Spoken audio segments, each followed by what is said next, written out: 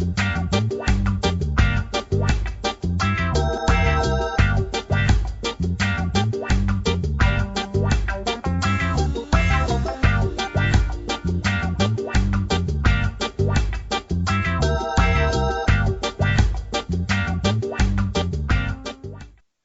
everyone, and welcome to the Caribbean Football Weekly Podcast, Episode 9, Season 2. I'm Simon Preston. Yes, I'm back after international duty after Jamaica versus Suriname encounter. I'm joined as usual alongside Nathan Carr and Santokie Nagulendran. Santokie, how are you? I haven't talked since you came back in Mexico. How was the trip? Yeah, great trip, fantastic trip. Glad to be back, and also glad to be back with a positive result from that Jamaica game, Simon. Yeah, absolutely in buoyant mood. Hopefully the nation gets behind the team going into 2017. Nathan, how are you? Yeah, I'm good, thank you. Obviously, hello to all the listeners. Good to have you back, Simon, and really looking forward to the show. Absolutely, yes. I'm looking forward to it indeed. We do have a number of talking points to get through World Cup qualifying as well and wrap up Caribbean Cup action as we head into 2017, which will have the semi-finals, the third place playoff and final for the Caribbean teams. But before we get into the deep discussion, Nathan, you want to kick us off with some news? Yep, so I guess the main bit of news really is the Caribbean Cup qualifying, which finished last weekend. So we know that the 4 Caribbean representatives at the 2017 Gold Cup will be Jamaica, French Guiana, Curacao and Martinique. That's after Jamaica's 1-0 win over Suriname last Sunday, the game that Simon attended, of course. Hopefully we'll talk about that a little bit later on. And there's been a bit of confusion really over the 5th place playoff situation. Now Trinidad and Tobago and Suriname, they are guaranteed places in the playoffs, but there's been some confusion over whether Antigua and Barbuda or Haiti go through as the third team to join the 5th place playoffs. This is basically because the CFU don't seem to know the rules or the rules that they've created. Kind of one side is saying that it's worth saying that they both finished on the same number of points and they both finished on the same goal difference, -1. So next classification, is it wins in regulation or is it goals scored? If it was wins in regulation, Antigua and Barbuda would go through. If it was goals scored, then Haiti would go through as they scored 4 goals in the final round and Antigua just got 2. So there's been a bit of confusion over that. It's still up in the air, and I think CONCACAF are going to come to a decision hopefully sometime this week, and we'll know the 3 teams that go through. But I think personally, it's why the CFU don't just put in advance a public document out explaining all the rules very clearly, so this kind of thing doesn't happen. I don't know. I don't know why they don't do that. But yeah, so we'll wait and see on that. And also a bit of news on the friendly front. And St Kitts and Nevis drew 1-1 with Estonia in their friendly yesterday at Warner Park. Devon Elliott scored for St Kitts, and that's an improvement on last year's result because, of course, St Kitts lost 3-0 to Estonia when they travelled to, I think, Tallinn. So they drew 1-1, and Antigua and Barbuda will play Estonia on Tuesday, and this will be just the second time that the Bunner Boys play non-CONCACAF opposition. They lost 3-0 to Hungary in 2005, so a bit of a stat there. But that's the news my end. I don't know about you guys. All right, thanks very much, Nathan. Really appreciate that there. Santokie, anything your side? Yeah, a bit of domestic news from the Caribbean. So today, the second season of Guyana's Elite League, so the domestic Premier League, kicks off in an interesting and rather unpleasant turn to events. Only 6 teams are taking part. So defending champion Slingers FC, runners-up Alpha, as well as 2 fellow teams, Pele FC, named after the Brazilian legend, and Georgetown Football Club, have decided to pull out of the league altogether due to what they see as unfair rule changes made by the Guyana Football Federation. Now, these changes relate to the Guyana Football Federation adding 2 new teams to the league without consulting the fellow clubs in the league, and also making a rule change that clubs can only have 3 overseas-based players.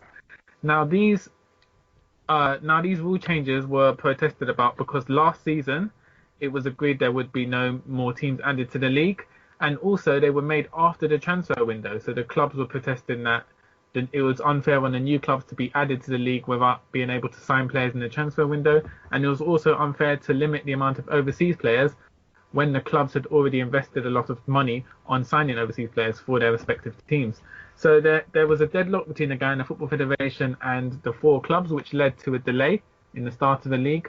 And it seems they haven't been able to come to an agreement. So it has kicked off today, Sunday, 20th of November, with only 6 teams taking part.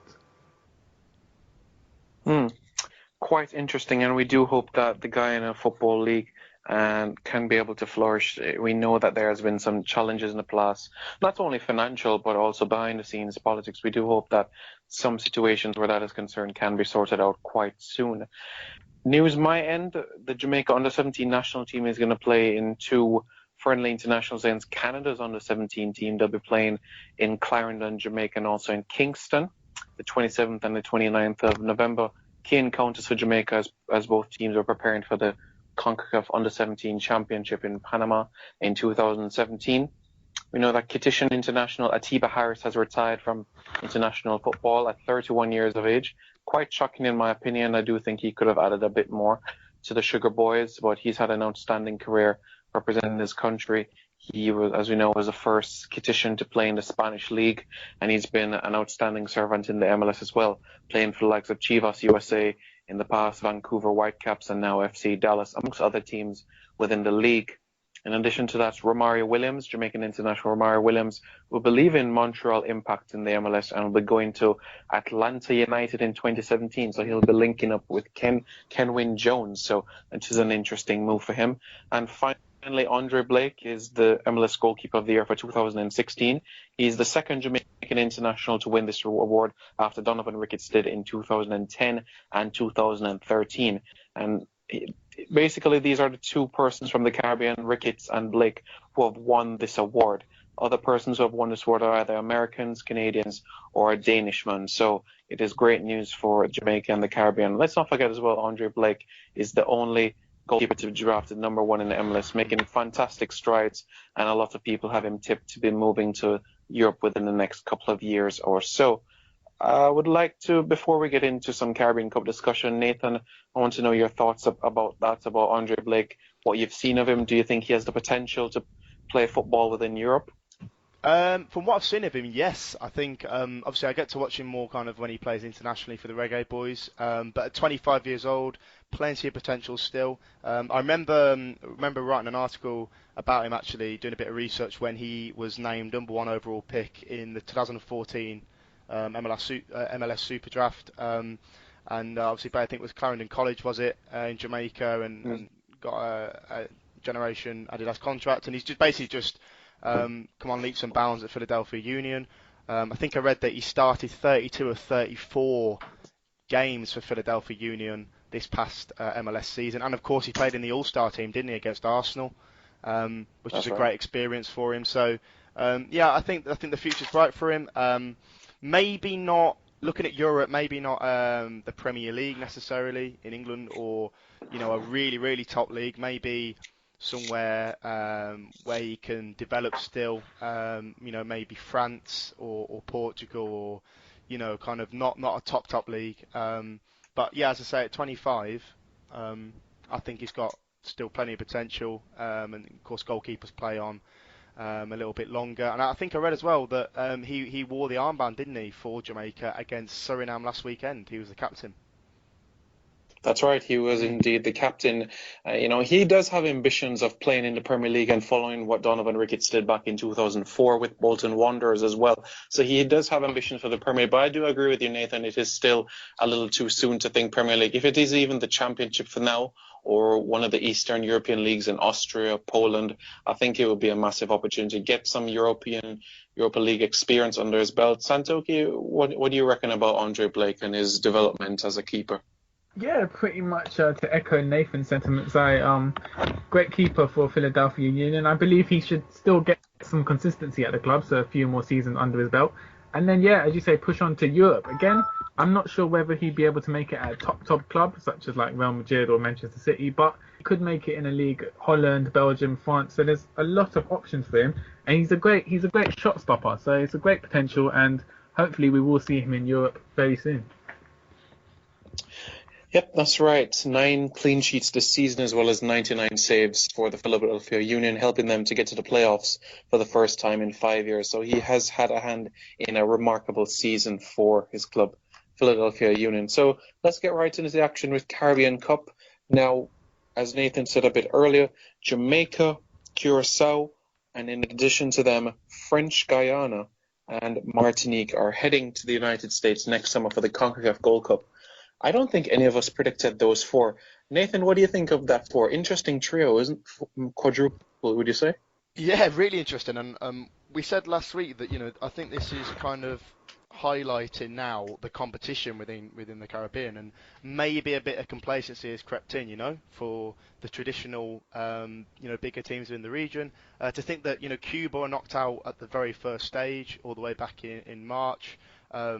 Haiti, they don't even know yet if they're going to be in the playoffs. Trinidad and Tobago failed to win their group, the 8-time Caribbean Cup champions. So I think while it's surprising that the bigger teams haven't got through, I think it's only healthy that the likes of French Guiana, Curacao making their debuts. I think that's good for competition. But yeah, certainly none of us saw this come in, I don't think. And yeah, really excited to see how they do against the likes of Guatemala, Honduras, and Mexico, USA, Costa Rica in the Gold Cup. But yeah, really quite surprised with what we've seen. Is Santokie, since we started this podcast, and even before that from the Google Hangout session, you've been banging the drum about Curacao for quite some time. What is it that you saw about them going through the qualifiers that you made them feel that they had potential to qualify for the Gold Cup for the first time in their history? Well, what I'd seen throughout 2016 has been a certain energy to the team. They're always attacking, very vibrant, always pushing forward and making goal opportunities. And I just thought it'd be very hard for Caribbean teams to stop them, especially with quality players such as Curacao and Martinique in their ranks and Darryl Latchman. So they were a very strong team, and they kept developing each round. And I did see one game when they played Guyana in June, and they just demolished Guyana 5-2. And they were just really an attacking threat. They did have some sense of defensive stability as well. And I just thought it'd be very hard for teams in the CFU to beat them. Although I would say I'm surprised that they did manage to make the Gold Cup in the end, bearing in mind at the beginning you would have assumed Trinidad and Tobago and Haiti would have shown their quality. So I'm very surprised that they have ultimately made the Gold Cup at the expense of the stronger teams, but it is refreshing, as Nathan said. Yeah, interesting point there. Nathan, we saw back in 2015 during that CONCACAF Gold Cup where all 4 Caribbean teams, CFU members, making it to the quarterfinals of the tournament. Do you think these 4 and potentially 5, whoever maybe, have the potential to replicate those performances and get to the quarterfinals? I know it's early days, we haven't seen the groups as yet, but based on the quality we have seen throughout the qualifiers thus far, can we see a repeat of what we saw in 2015? Yeah, I think so, and it comes back to what we were saying with Ignacio Rodriguez, our guest last week, and he was saying, talking about the rise of Caribbean football on the international level, and I think there's quite a lot of snobbery from the North American bloc, towards Caribbean teams. Are they good enough when it comes to the Gold Cup? Are they just going to be pushovers? I think what we've seen, and that squads are getting better, more positive results. I think a team like Curacao, a really interesting project. I would not write them off at all. Martinique, with their French influence, got some very good players.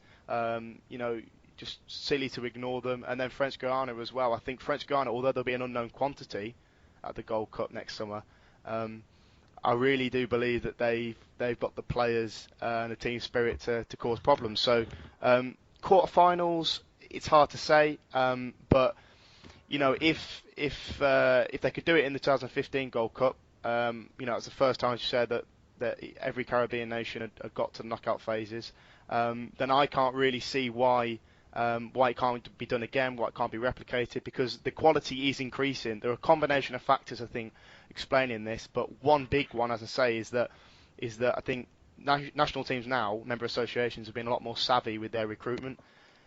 We've seen that with Martinique, their French influence, French Guiana, their French influence again, Curacao, with a lot of the Dutch-born players that they've called in. Patrick Kluivert being manager for, about a year and a half. You cannot underestimate the effects that these factors have had. Yeah, good point that you made there too, Nathan. It's very interesting to see what will happen within the near future. And the Curacao team has that sort of opportunity, unlike a team like Suriname, to call up players from the Eredivisie of Dutch roots who were born in Holland and have Curacao roots. Even we'll touch on that in a minute or so, the Jamaica versus Suriname clash, but even the Suriname Football Association president and members of the board were very irate that this dual citizenship thing is not sorted out yet. It's been an issue for decades, and they would really love to be sorted out. And they have that strong confidence to know as well, even if they had these players from Holland, that they would be competing stronger in CONCACAF all the time. Santokie, I would like to come to you on this one as well. Like, you look at in a case like with French Guiana, who have perhaps a Florent Malouda to come in as well. Isn't it a better idea to have more of these experienced players involved with these Caribbean teams instead of the local players? Because we've seen with predominantly local squads, sometimes that experience, that cutting edge, really lacks there and there. Yeah, I think it's always important to maintain a balance. So having local players as part of the team, and then also having experienced players as well to give advice. I think if you have a team where, as you say, predominantly made up of local players, then they will struggle to deal with more experienced teams in big tournaments such as the Gold Cup. But then again, if you have a team built up of 11 overseas-based players who would be experienced, you then lose the connection between the home-based fans and the players, because they wouldn't have seen these overseas-based players play locally. So you do have to strike up a good balance, and it's what teams such as St. Kitts have done really well, have a balance between experienced overseas-based players and local-based players to form a team that represents the island perfectly well. So I think that balance is important. And touching on the point of French Guiana, I do think someone like Florent Malouda would be extremely beneficial for the team, especially bearing in mind French Guiana are relatively inexperienced when you compare their squad to the other squads who will be featuring in the Gold Cup. Yeah, even Nathan will tell you as well, Santokie, about Marc-Antoine Fortuna, what he can bring to this national team as well, being a West Brom fan, right, Nathan? Yeah, funny enough, I mentioned Fortuna last week. There was rumours, wasn't there, that he might play from 2014, but he never did in the end for the Caribbean Cup qualifying a couple of years ago. Guys, sorry, I was going to say, we often look forward to the Gold Cup, but we're forgetting almost forgetting the actual Caribbean Cup. So I'd be interested to know, who do you think is going to win the actual 4-team Caribbean Cup, which is scheduled to take place in June? Interesting one.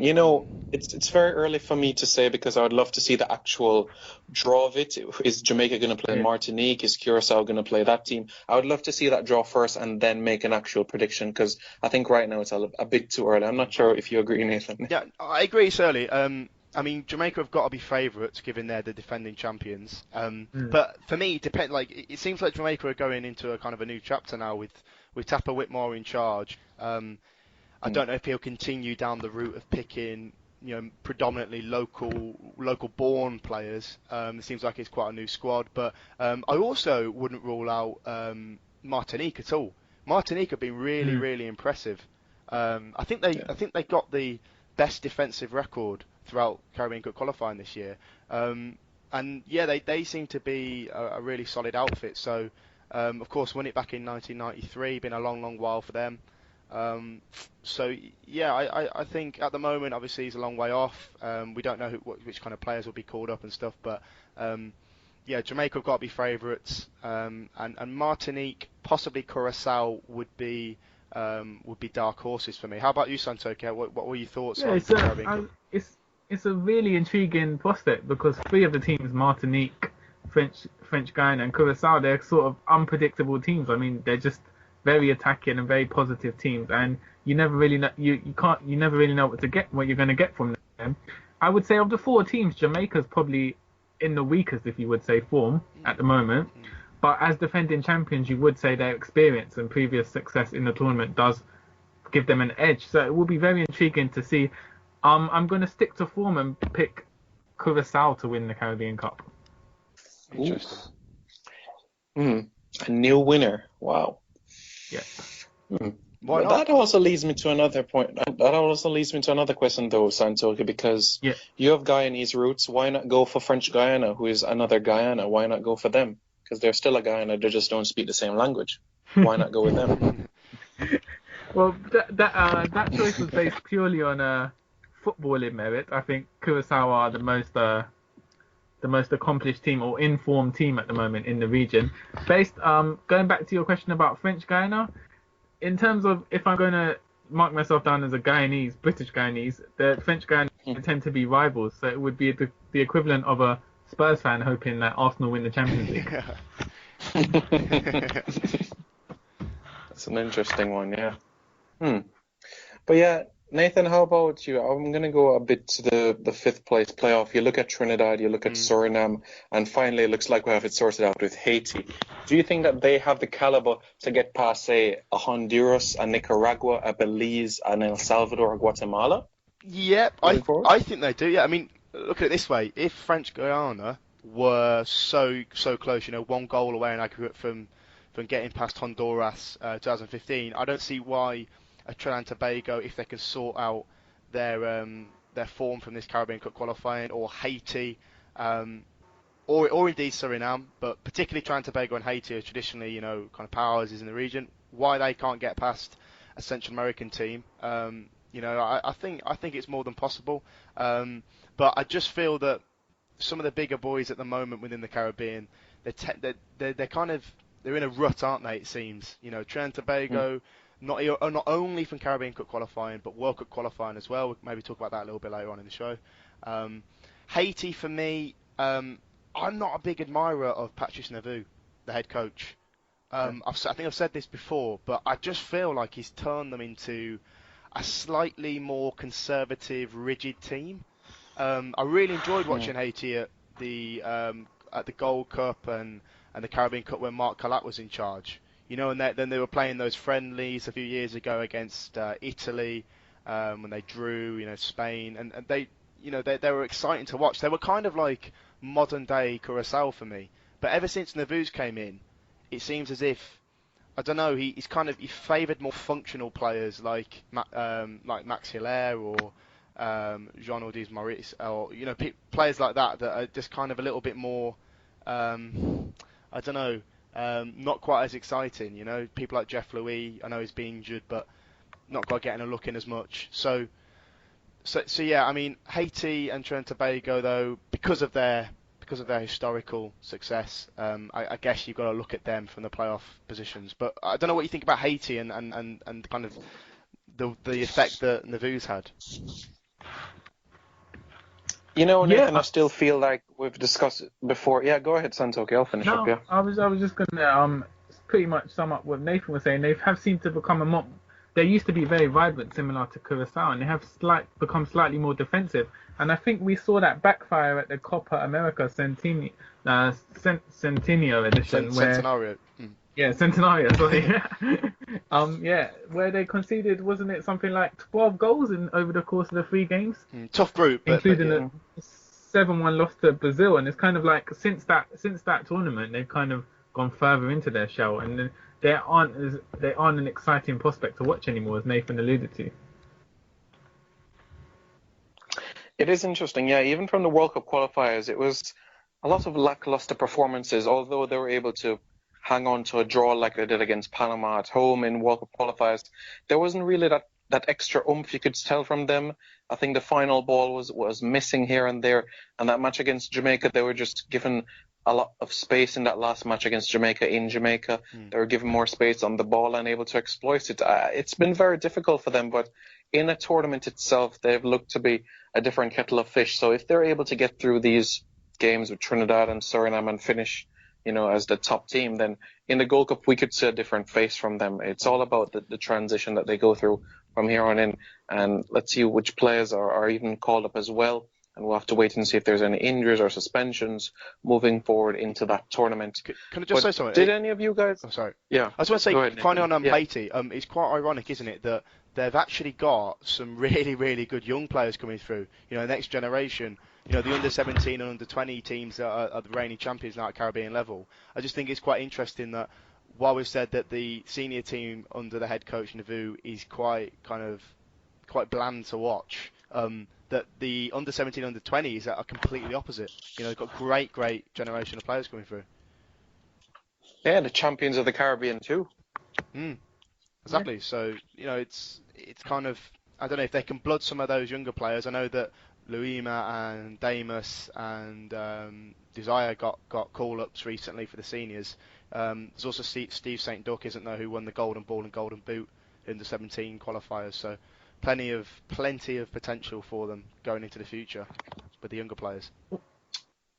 Also, I see that the FIFA website has put down the 5th place playoff tournament for the CFU region for that Gold Cup spot as down for being the 4th of January to the 8th of January 2017. So not sure if it's official yet, but the FIFA website has put that down as a preliminary date, and it does seem likely that they will play that in January, bearing in mind there's World Cup qualifiers in the March FIFA window. It's very interesting as well to see where those matches will be played as well. Because if you look at that schedule, it's like a 2-day break between games. So like the 4th, the 6th, and the 8th. So it would give an indication that it would all be played in one venue, if not one venue, in one country. And then from there on in, they decide. So it'd be interesting to see, would it be in a neutral venue, would it be in Trinidad, or wherever? I think I read, someone messaged me saying that Trinidad were going to host that in January. I don't know how truthful that is, how credible that is, but I could see Trinidad. Maybe the Atta Bolden Stadium, for example, in Couva. Maybe that could be a decent venue. Yeah, that venue has always done well. Marvin Lee Stadium, Dwight York Stadium. A few of those stadiums have done quite well in the past for many round robin sorts of matches. I personally would have just preferred to have in a neutral venue, somewhere neutral, because because it does give Trinidad and Tobago an edge. And you look at Suriname and Haiti, I'm not sure if they'll make a complaint about it, but I would have loved to have seen it on an even playing field, because we saw how Trinidad's away form has been, and it would be interesting to see how it be moving forward. We saw how they were against Martinique as well, so they're really going to have to pull up their socks moving forward after 2 losses in World Cup qualifiers for sure. So moving forward, did you guys, there's 2 matches of the Caribbean Cup that last week took place. We know that Haiti got past St. Kitts and Nevis, and in addition to that, the Reggae Boys beat Suriname 1-0. Nathan, I'll start with you on this one. Jamaica and Haiti coming out winners. Deserve it on the day, you feel? I think for Jamaica it was kind of, I don't know, with Damien Lowe going off and then playing with 10 men, it seemed more of a kind of heroic, triumphant win. Obviously you attended the game, Simon, but Corey Burke obviously scored in the first half. It was a very good start for them. Lowe then goes and was it? I haven't seen it back on replay, but is it quite a silly, naive stamp on an opposing player? Is that right? Yes, that's correct. Lowe, and of course then you have the numerical disadvantage. To hold on in the second half, and obviously Suriname weren't able to break down 10 men. It was important. Probably not the most pretty of wins, but got 6 points through to the Gold Cup, through to the Caribbean Cup. As I was saying before, with Jamaica though, it seems, just looking on a wider scale, it seems to me that with Whitmore in charge now, and I still don't know, by the way, if he's on a permanent deal now or what's going on with Schaefer, because I haven't really heard too much about that. But it seems as if he's leaning more towards locally born players. Obviously, there's quite a few that play in America, so like Lowe or O'Neill Fisher or Corey Burke, for example. But it seems as if the European-based players, particularly for these recent Caribbean Cup qualifiers, have been a little bit kind of marginalised. Do you think, both of you guys, that under Whitmore's stewardship, Jamaica would have continued to use this largely kind of Red Stripe Premier League / American-based group, or will Whitmore look to bring in, McCleary, Donaldson, Mariappa, Morgan, Hector, all these, Williamson, all these players that were kind of the backbone of the team for the Copa Americas and the World Cup qualifiers. Santokie, you can go ahead first on this one. Yeah, I think from my personal opinion, I think the whole idea of bringing in local players and players from America for this round was a cost-cutting measure to kind of save money, especially since the federation had to pay or is going to have to pay a big severance package to Schaefer for ending his contract early. So I think this was a cost-cutting measure, and it also displayed a confidence that their team could beat local sides such as Guiana and Suriname with their local-based players. But I do think when it comes down to the big games, such as the Gold Cup, you'll see a return from the likes of Giles Barnes and Wes Morgan and the big guns who led them through World Cup qualifying. If Tapper Whitmore does stay in charge and doesn't call up the overseas-based players from England, I do think he'll come under a lot of criticism if Jamaica don't perform, and I think that's a risk that the Jamaica Football Federation won't take. Interesting view there, Santokie. Well, I'll tell you this, when Coach Whitmore was last in charge of Jamaica for that 2011 CONCACAF Gold Cup as well as the 2010 Caribbean Cup, in those two tournaments, he used locally Jamaican-born players, MLS Scandinavian and Red Stripe Premier League players, and won the 2010 Caribbean Cup, and in the Gold Cup, 2011 Gold Cup, went to the quarterfinals and only conceded 2 goals the entire tournament.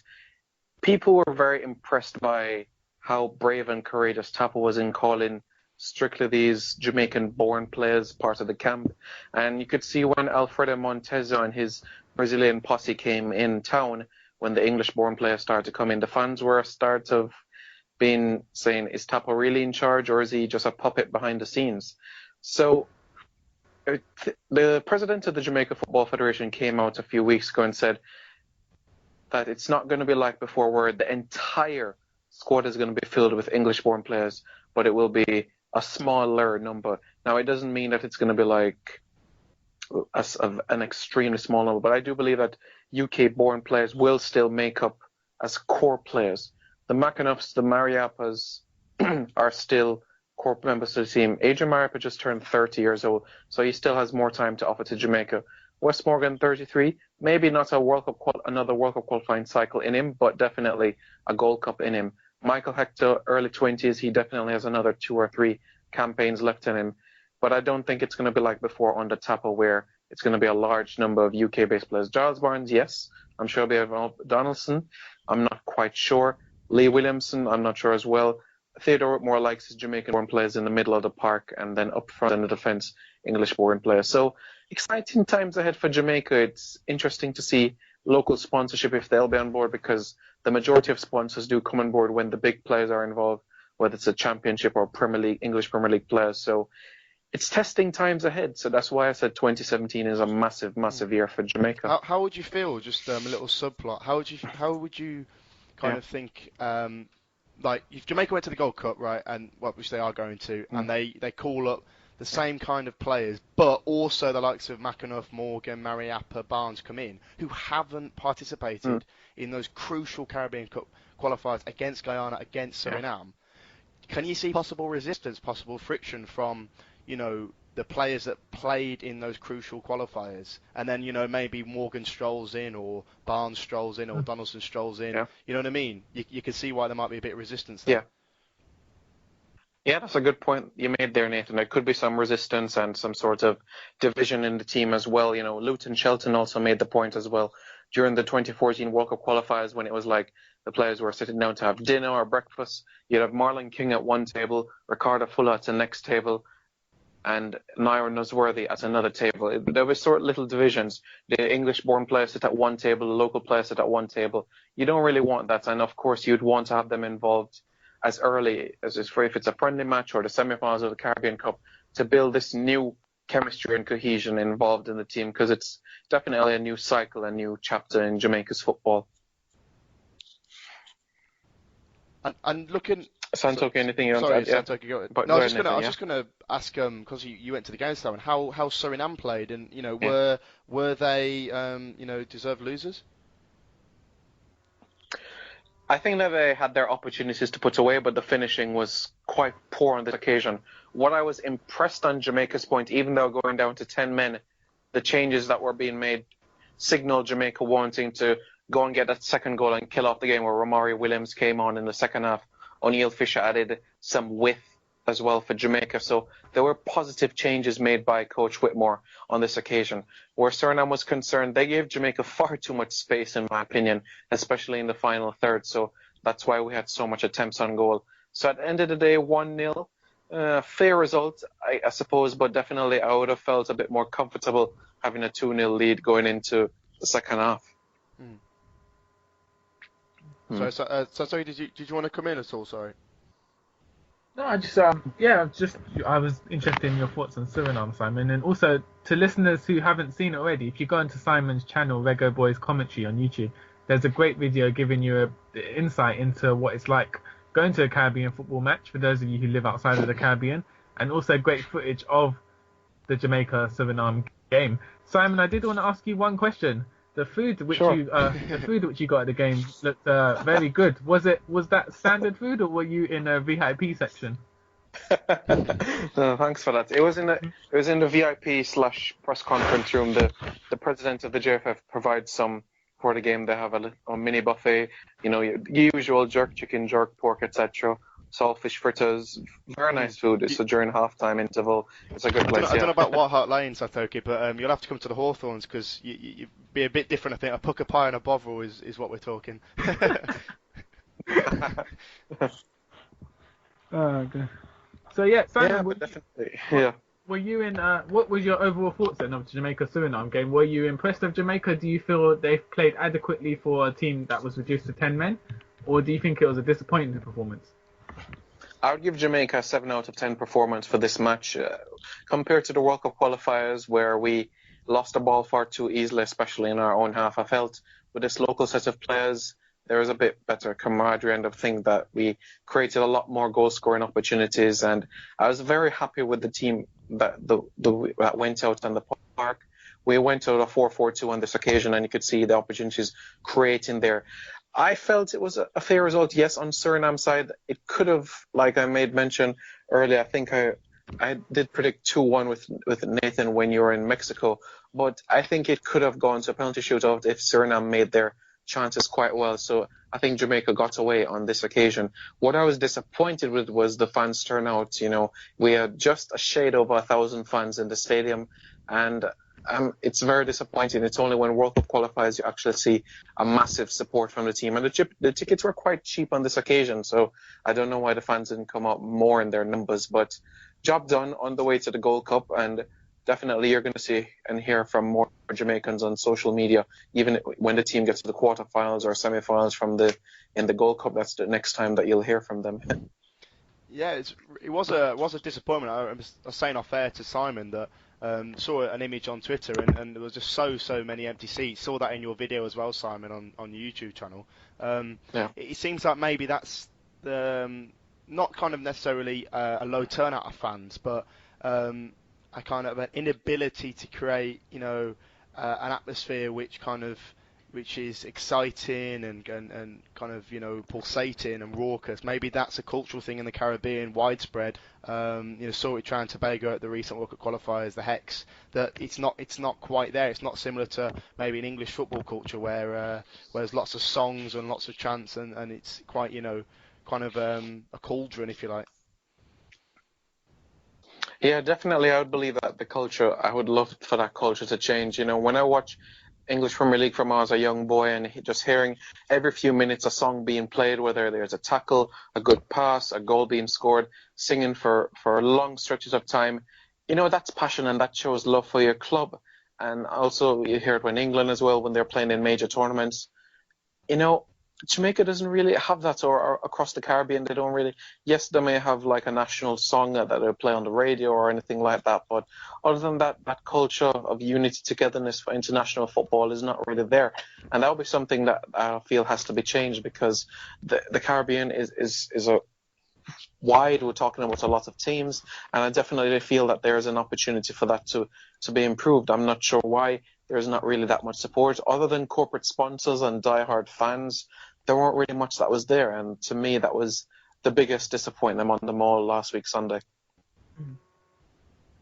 Seems like Central America, it's completely opposite, and they have that kind of advantage in a way. Yeah. I'm not saying, necessarily I'm not saying throw, bags of stuff on the pitch, or like Honduras do or El Salvador, or Yeah. really throw coins. Not of Yeah. course not saying that, but just kind of having a bit more, make it a bit more atmospheric, maybe a few more songs and that kind of thing, just to really give the players that encouragement. And I know it's a really worn out cliche, the 12th man, but the 12th man is so key. That can be the difference in international football between winning a game or losing a game.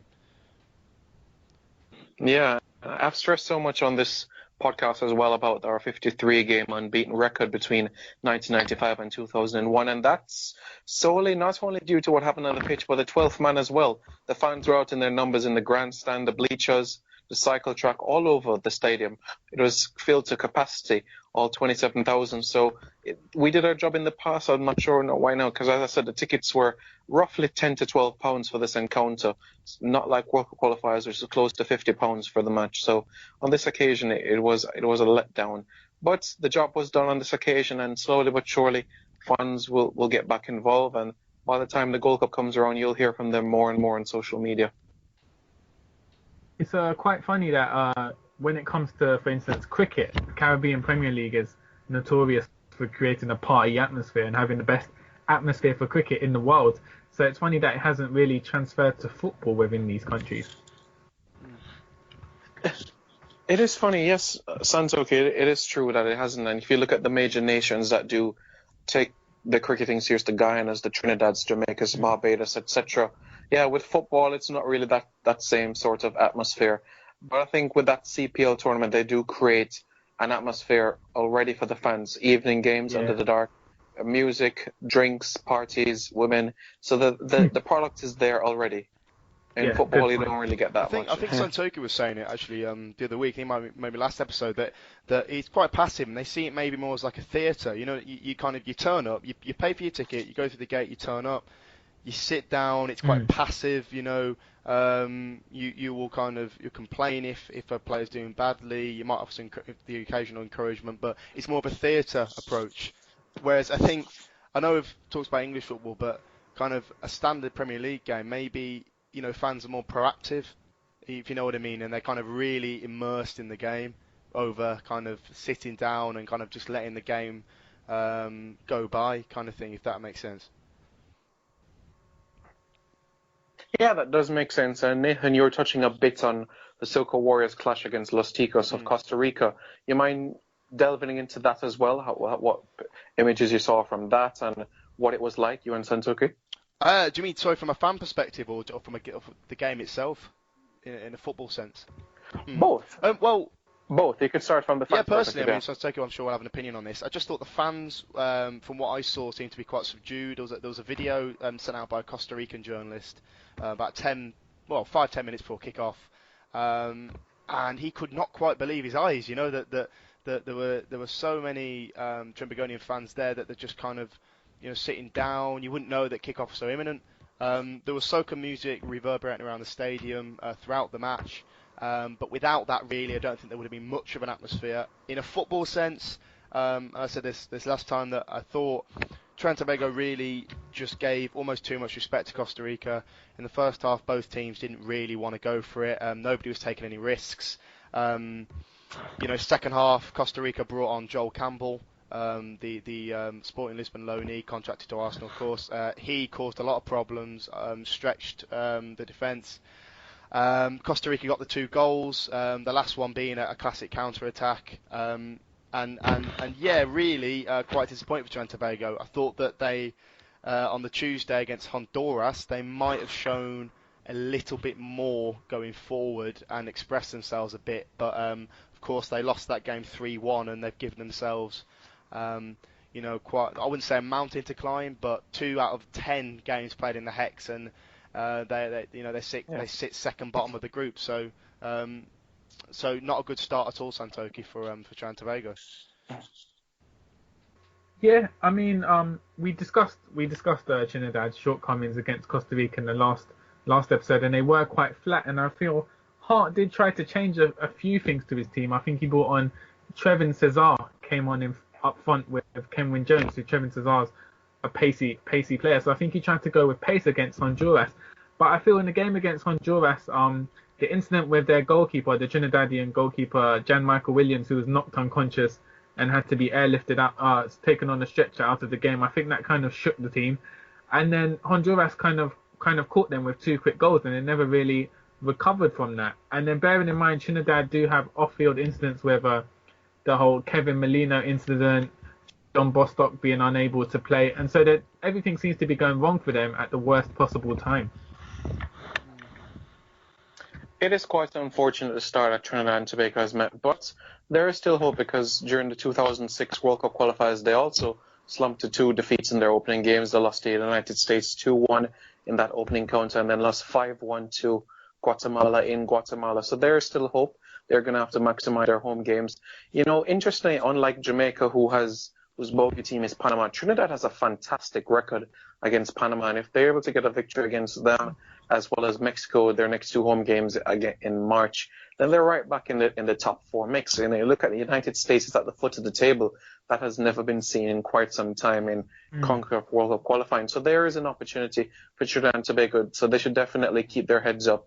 You know, Coach Stephen Hart, who also coached Canada for that 2007 Gold Cup as well, he made point that he's seen some improvements in the team. The passing is much better, and he sees that they're not predictable as they were in that opening encounter against Costa Rica. So they are good signs moving forward. So hopefully, with an additional 2-3 games under their belt in the Caribbean Cup qualifiers in January, they'll be smooth sailing by the time March comes around. Yeah. I mean, I agree with what you said. I just feel that they need to play a bit more belief, and they're kind of playing within themselves, I thought, against Costa Rica and Honduras. I thought it was ironic as well that Stephen Hart and I think Kevin Jones as well has said pre-match that against Honduras they need to start well because Honduras play very quick, very direct. You know, they're expecting a really tough start, and of course they didn't start very well at all. I know they had the injury to John Michael Williams, really nasty blow to the face, and he had to go off, but it was quite a slow start from them.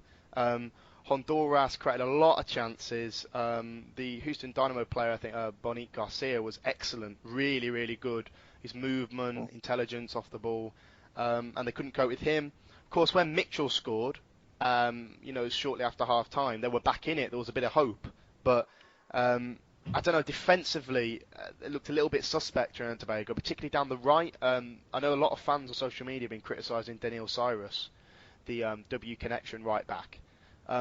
He was at fault really for Bolaños' goal against Costa Rica, and he was kind of quite flat-footed, not really switched on against Honduras. And you know, I don't know. I think there's possible room there for maybe him to sit out, and you never know, Justin Hoyt or Aubrey David to switch over there, and Mikael Williams to come in for the next games in March.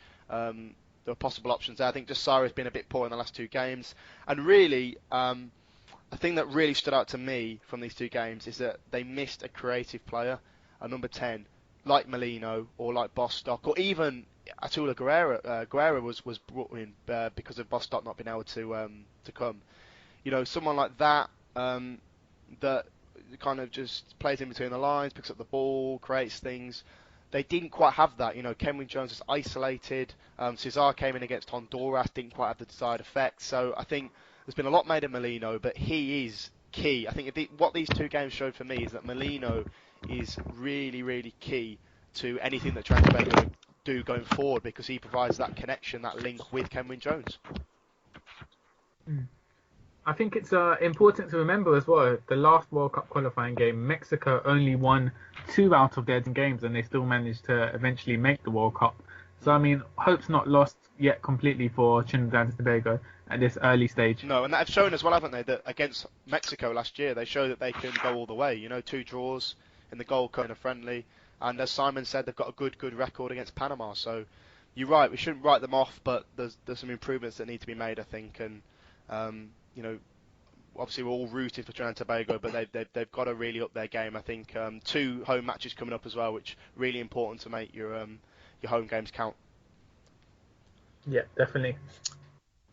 On the behind the scenes sort of point, to be fair to like Caribbean Island, like Jamaica, at the stadium they do use like continuing from that 2010 World Cup, the vuvuzelas and the blowhorns, etc., and the thunder sticks. So I do think for Trinidad and Tobago's sake, maybe they can introduce that going forward to build a bit of noise and vibes going into the stadium at the Hazley Crawford to get the team on their side and draw a bit of fear into the opposition, the Mexicans and the Panamanians moving forward. It's an idea that they could have, and absolutely it could be something that could drive the results for them. Santokie, do you think that Trinidad can get into the top 4 or 4th in this hexagonal round? Yeah, very much so. Bearing in mind there's still 8 games to go, I think the scheduling hasn't worked out well for them because they're playing Panama and Mexico in March, I believe. Whereas I think if they had a home game against America, who are low on confidence next, they could pick up 3 points at that point and themselves gain momentum. I think the home game against Mexico will be very tough. Mexico look very strong. But against Panama, who you say they have a good record against, they need to pick up 3 points at the end of the day. I mean, that's a must-win game for them. It is a must-win game. Nathan, what do you think? Do you think top 4 still on the cards for Trinidad? Obviously it's early days yet. I think that 4th spot is the most realistic objective for them. I think I said that before. For me, Costa Rica, Mexico, and the USA. Yes, they've had a bad start, but I think they'll pick it up. They are going to finish top 3 for me. And then, for Trinidad and Tobago's perspective, they need to look at Honduras and Panama as the main rivals in the hex. So that's why I think it's having lost to Honduras on Tuesday. That's why it's so important now. As Santokie said, to get 3 points against Panama in March.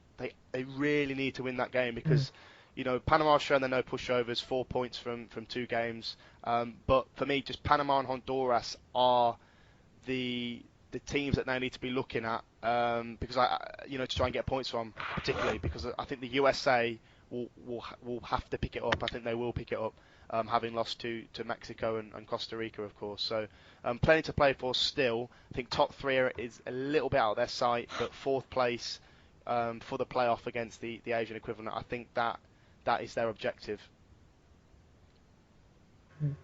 Definitely. We'll keep tabs as well on the Asian qualifiers as well to see which one of the CONCACAF teams, if it's Trinidad and Tobago as well, will play against, because the Asian qualifiers are getting quite tasty as well. So we'll see how that goes as well.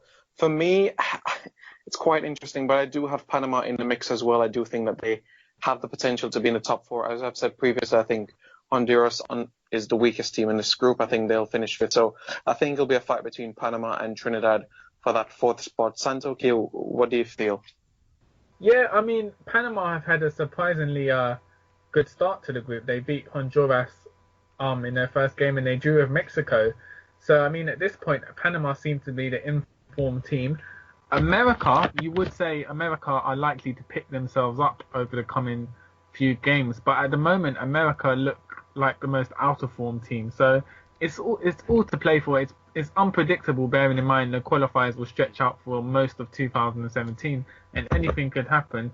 But I do believe it will be between Trinidad, Honduras and Panama to battle for that 4th spot by the end of the thing. Costa Rica as well are looking particularly good, aren't they? I was very, very impressed by them when they beat Trinidad 2-0. Really impressed by them. I think they've got that kind of know-how and nous.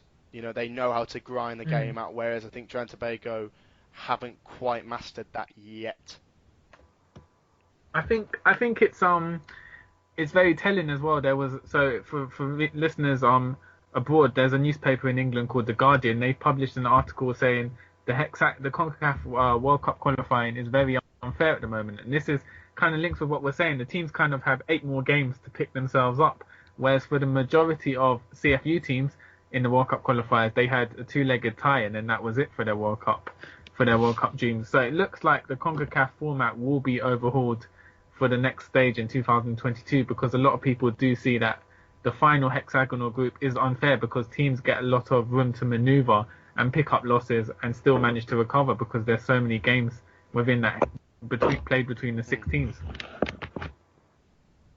Nathan, I would love your viewpoints on it. I made a tweet to you guys as well a few days ago as well. What do you feel about having the 30-odd members that you have within CONCACAF in, say, 6 groups of 5 teams or 5 groups of 6 teams, where you have a similar format to current European UEFA World Cup qualifiers right now.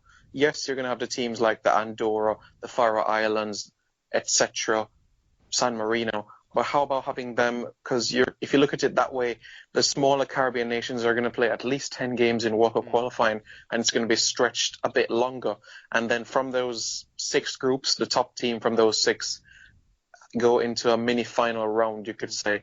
And from there you have that sort of hex. So the Caribbean teams, for an example, like a British Virgin Islands, that usually end up playing 2 or 4 games, will now play 10 over the space of 3 years. Yeah, I think that's the better approach. I mean, CONCACAF need to look at the preliminary stages, I think. The point was made in that excellent Guardian piece that Santokie reference, written by Terence Ross, that obviously a smaller nation, maybe like the Bahamas or the British Virgin Islands or the Cayman Islands, that prepare, for the first round of qualifying, when it's a straight knockout, when it's the 2-legged ties, like we had in March 2015 and June 2015 and so on.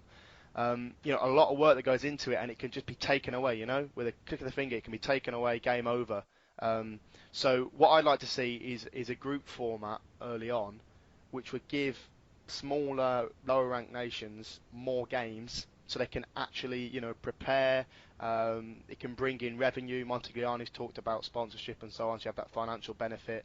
And, maybe a Costa Rica or a Mexico could come over to, a Montserrat or an Aruba in a group format, and and they'd have a lot more games, because I just don't think it's a healthy position to be in, where you get knocked out, like the Bahamas, for example. They get knocked out by Bermuda over 2 legs in March 2015. They don't enter the Caribbean Cup qualifying this year, and when are they feasibly going to play again? Maybe 2018 for the Caribbean Cup qualifiers. So that's a 3-year hiatus from international competitive action.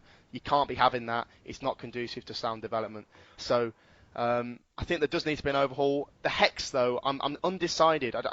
I mean, a few weeks ago, if you'd have asked me, I would have liked to keep the hex. Having read that piece and having read, some comments from people, I'm now not sure whether the hex is necessarily the best qualification system to have. Santokie mentioned it. You can be a team like Mexico and lose, also only win 2 games for Brazil 2014 and still go through via the playoffs. And obviously, you're only focusing on the 6 there. There's 35 CONCACAF FIFA affiliated nations. You've got only 6 in the final round. So I think that's the lowest representation, or the joint lowest, out of all the 6 confederations within FIFA. So I think it does need to be looked at. Yeah. And just having a group system at the preliminary stage, we better 6 groups of 5, Simon. I do like that idea. Although if there's 35, then surely it would have to be 7 groups of 5, would it, to accommodate for all the nations? Well, you would minus, say, the French Guiana, the Guadeloupe, etc. from that list, obviously, because of the FIFA membership. So you'd minus them from it. Sorry, Yeah. it's 20. Yeah. It's 25 Caribbean FIFA affiliated, isn't it? And 35 altogether from CONCACAF, of course. Sorry, yeah. Yeah. And bearing in mind they are planning to make the World Cup expanded to 48 teams, you'd imagine CONCACAF would get 1 or 2 extra spots. So they would have to change the format anyway, because a hexagonal wouldn't work if 5 of the 6 teams were going to the World Cup. Yeah, that is something to think about. As I've said previously, yeah, I've been very excited about what we've seen in CONMEBOL. They have a massive 10-team group.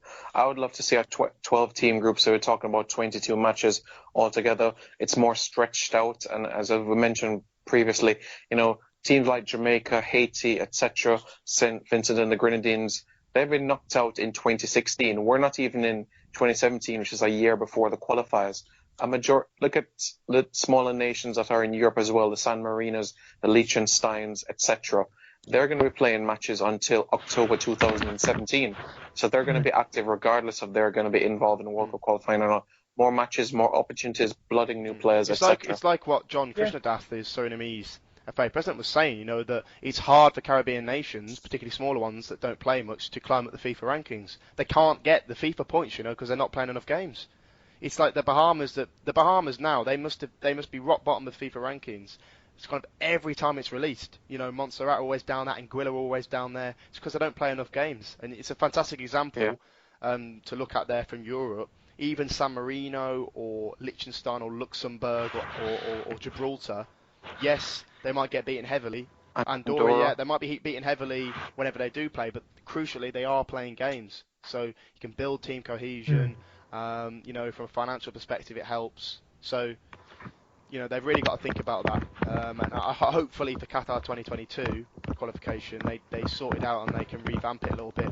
A really interesting proposition, by the way, that came out of that Guardian piece was potentially, the author was saying, an idea would be to move Costa Rica, Mexico, and the United States to CONMEBOL, to make 13 nations in South America's CONMEBOL, and that would obviously take out the North American bloc, and you'd have maybe greater parity there for Caribbean nations in particular, also Central America, to kind of flex their muscle, and it would shake things up a bit. I mean, what do you think about that, moving those top three to CONMEBOL? Would they have that, South America?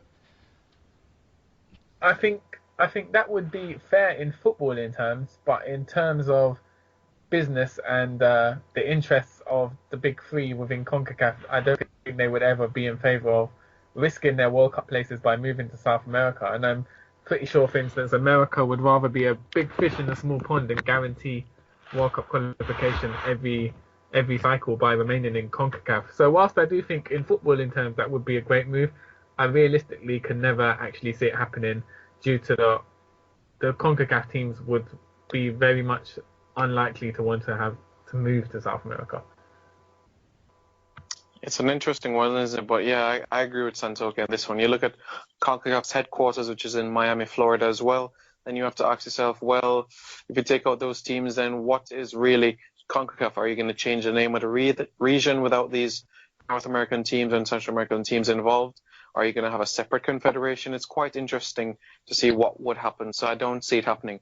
I do think what Australia did a couple of years ago was quite brave, though, moving to the Asian Football Confederation, though. But other than that, I can't see any other changes in the near future. I agree, and it would mess up, I think, with CONMEBOL's qualification going on. 10 nations, 18 matches altogether. It would ultimately, tamper with that qualification, that they've got going on, and I think that's probably the best system out of all 6 confederations. I just thought it was an interesting proposition, that's all. So. I mean, the two federations are closely linked. I mean, you had the tournament last year between CONMEBOL and CONCACAF, and then also Mexican football clubs do take part in the South American Champions League. So there is an affiliation between the two federations, but I don't think it will ever stretch to them combining for a World Cup qualification process. What I could see is what we saw earlier this year at the Copa Centenario. I could see that on a more consistent basis, where you have teams from like an Americas tournament, you could say North America, Central America, Caribbean, and South America, all those 4 regions playing in a tournament together. I could see that, but when World Cup qualifying comes around, I'm not sure. So as it is right now, I think globalization is on a halt where that is concerned. But definitely interesting times we do have ahead for football. And I'm hoping that what Mr. Victor Montagliani said about CFU members will come true and it's not just all talk. I hope there's some action moving forward in the near future. Look at the Gold Cup. It has 12 teams and it doesn't really have much symmetry, in my opinion, where it's not like a 16-team tournament where it's the top 2 teams gets to the quarterfinals, bottom 2, they go home. Right now in this Toyota format, best 3rd place team, you have to wait until this team plays and that team. So it can cause a bit of confusion at times. So I would love to see a 16-team Gold Cup in the future. So add an additional or 2 Caribbean teams. Yeah, that's what I'd 8 love from to the see. Caribbean, 5 from Central America, and 3 from North America. Why not? Why not? I mean, Yeah, it might mess with UNCAF's qualifying the Copa Centroamericana, but we're a Caribbean show. We've got to show a bit of bias, of course. Yeah, of course. Yeah, and speaking about that, those qualifiers are going to be in January for Central American UNCAF qualifiers.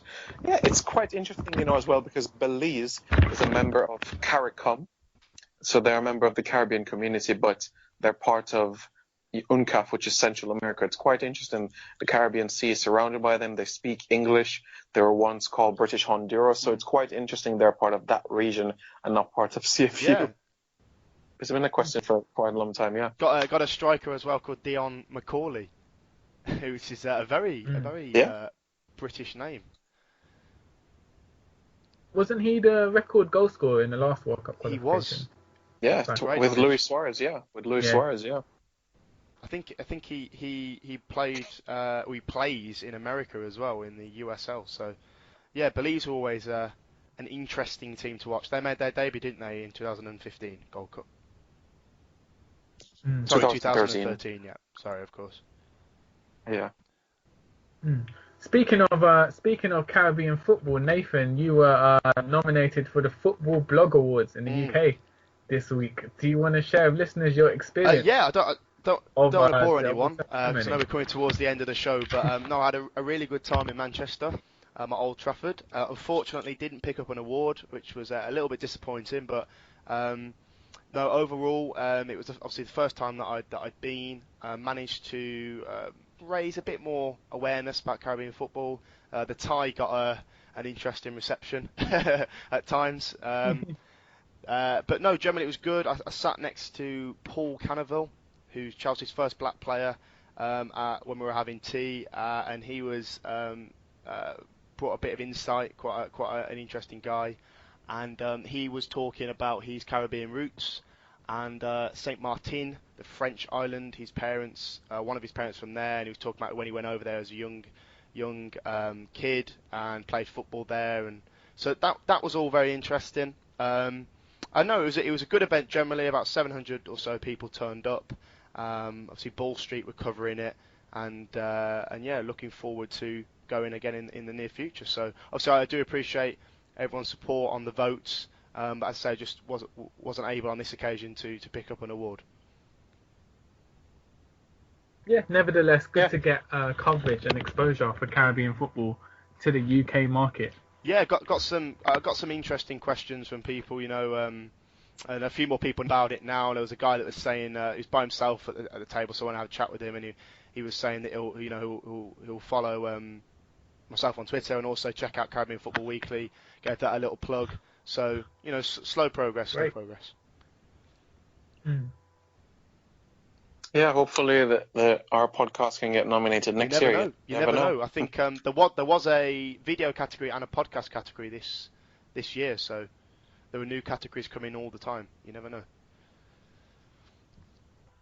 Yep, opportunities will come for sure, definitely. So definitely that was a good experience. What my surprise from it, because I watched the stream on Thursday as well. It was Thursday afternoon in Jamaica. How could they allow Liverpool fans to sing "You'll Never Walk Alone" inside Manchester, inside Old Trafford? How could they allow that? I think it was Wasn't the supposed to security be. around? I know. I think it was supposed to be a bit of banter, but I forgot his first name now. Something Richie from. I don't watch these talent shows. Is it Britain's Got Talent or The X Factor? Here in the UK, something like that, yeah. He came as like a VIP guest, and he gave a rendition of "You'll Never Walk Alone." Which you guys might have saw that, I don't know, on your stream, but it caused a little bit of friction, but I guess it was all bit of banter. I know that the presenters as well were Man City fans, and obviously the awards ceremony was held at Old Trafford, so there were plenty of rival jokes between Man City and Man United. Weren't too many Baggies fans, unfortunately. They were disappointed about that. That's okay. but it's interesting. The moderators say, "Okay, we're going to break for pie now." Did they actually mean they're going to serve you pie? They actually serve you pie. I had two portions eat? myself: pie, mash, parsnips, carrots. Yeah, very nice, very nice. So me and Paul were enjoying our pie and mash, having a little chit chat. Yeah, can't complain. Free Budweiser as well. So. Yeah, good it was good. It was very, very good. Good experience overall. And as I say, hopefully, maybe the next few editions down the next few years, we could look at of making an appearance together, 3-man attack. You never know. Absolutely, looking forward to that. Well, that basically wraps up the show for today. But fans, do tune in next week. We have a special treat for you all. We're going to wrap up Caribbean action for 2016. Top players, top everything you can really look forward to. Players, teams, coaches, etc. We're going to wrap that all up next week. So that's an episode you want to stay tuned for. Nathan, Santokie, anything you guys would like to say before we round up the show today? Do you want to go first? Nathan? Just thanks for all the positive comments on social media regarding the show, and thanks to Ignacio Rodriguez for being a great guest last week. And I look forward to giving a year review special for the last episode of the season. Yeah, that's exactly what I was going to say. Really looking forward to that. And obviously, thank you to all the fans for listening. Do send in some questions. I know that's been a little bit stale of late, so if anyone's got any questions to send in for us, anything Caribbean football related, do go ahead and do that. And good luck to Antigua and Barbuda as well on Tuesday, as they host Estonia in that friendly. So we'll see how they do with a mainly local-based squad. But no, thank you again for listening, everyone. Yeah, it's very, very exciting, the times ahead for Caribbean Football Weekly. Ignacio, when he came on last week, spoke about listening to the show all the time, so really appreciate that. A lot of people retweet on Twitter as well, and it's very encouraging to see the number of people that download on Twitter and SoundCloud the podcast as well. So definitely better times are ahead for us. I'm Simon Preston on behalf of Nathan and Santokie. Have a pleasant day.